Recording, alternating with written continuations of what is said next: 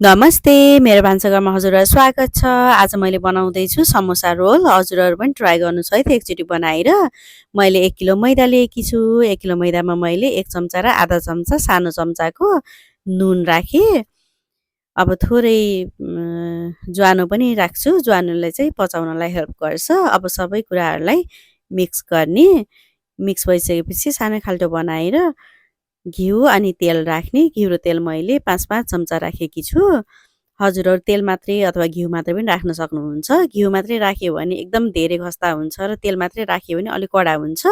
त्यो आफ्नो चोइसको गर्नुहोला। अब मोलिसकेपछि हेर्नुहोस् त, मुठी पार्दाखेरि यस्तो डल्लो पर्यो भने घिउ तेल पुगेको भनेर बुझ्न सकिन्छ। अब थोरै थोरै पानी राखेर डो बनाउनुपर्छ।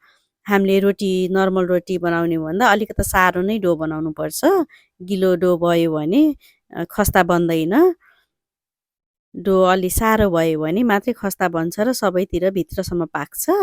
यतिको डो भएपछि यसलाई मजाले हातको मुठीले माडी माडी बनाउनुपर्छ। मैले लगभग 10 मिनटसम्म माडेपछि यतिको नरम पिठो भयो। अब यसलाई रेस्ट गर्नको लागि लगभग आधा घन्टा छोडेकी छु मैले। अब उता पिठो रेस्ट गर्दै गर्छ, यता मसला रेडी गर्नुपर्छ। मसलाको लागि मैले उमालेको आलु लिएँ। उमालेको आलुलाई कोरेसाको सहायताले कोर्नुपर्छ। हजुरहरूले म्यास पनि गर्न सक्नुहुन्छ, तर यस्तो मुलायम हुनुपर्छ। यो चाहिँ कुनै पनि टुक्राहरू रहेको हुनु हुँदैन आलुमा।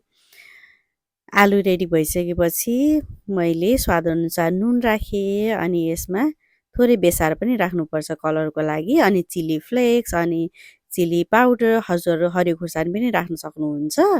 जिरा धनियाको पाउडर, गरम मसला अनि थोरै 1 चम्चा जति चाट मसला पनि राखेँ मैले। अनि लसुन अदुवाको पेस्ट राख्ने अनि कर्नफ्लोर राख्ने। कर्नफ्लोर चाहिँ बाइन्डिङको लागि हो। कर्नफ्लोर राखेन भने सबै आलुहरू बाहिर निस्किन्छ पछि फ्राई गर्दाखेरि। हजुरहरू कर्नफ्लोरको सट्टामा चामलको पिठो पनि राख्न सक्नुहुन्छ। अब यसलाई मजाले पिठो मुछेको जस्तो गरेर मुछ्नुपर्छ। यति गरिसकेपछि हाम्रो आलुको मसला पनि रेडी भयो। अब हाम्रो पिठो हेरौँ, यसलाई एकैछिन 1 मिनट जति फेरि माड्नुपर्छ। अब सानो सानो डल्लो लिँदै रोटी बेलेको जस्तै गरेर बेल्नुपर्छ। यो धेरै बाक्लो पनि हुनु हुँदैन र धेरै पातलो पनि हुनु हुँदैन। ठिक्क हामीले समोसा बेल्दाखेरि जस्तो गराइन्छ हो त्यस्तै किसिमको एउटा रोटी बेल्ने। हजुरहरूलाई धेरै गोलो बेल्न आउँदैन भने कुनै चिजले काट्दाखेरि पनि हुन्छ। अब बिचैमा केहीको बिर्को अथवा यस्तै मैले जस्तै कचौरा राख्न सक्नुहुन्छ। अनि अघि नै हामीले बनाएको मसलालाई सबैतिर लाग्ने गरेर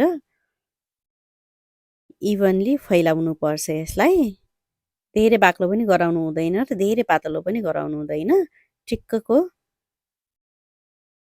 यो मसलाहरू चारैतिर लाग्यो। अब कचौरा निकाल्ने। अब बिचको पार्ट भनेको हामीले पछि बेर्दाखेरि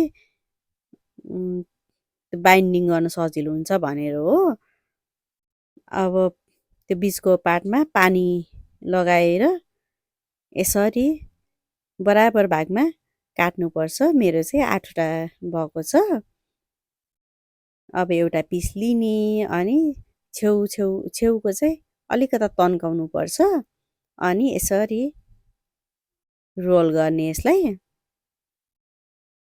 अब लास्टको पार्ट जुन बचेको छ खाली ठाउँ त्यसलाई अलिकता पिन्च गरेर यसरी टाँस्नुपर्छ, नत्र फ्राई गर्दा सबै निस्किन्छ। यस्तो भने हाम्रो समोसा रोल। अब त्यसै गरी अर्को टुक्रा पनि लिने अनि थोरै सुरुको पार्ट यसरी तन्काउने अनि मजाले रोल गर्नुपर्छ।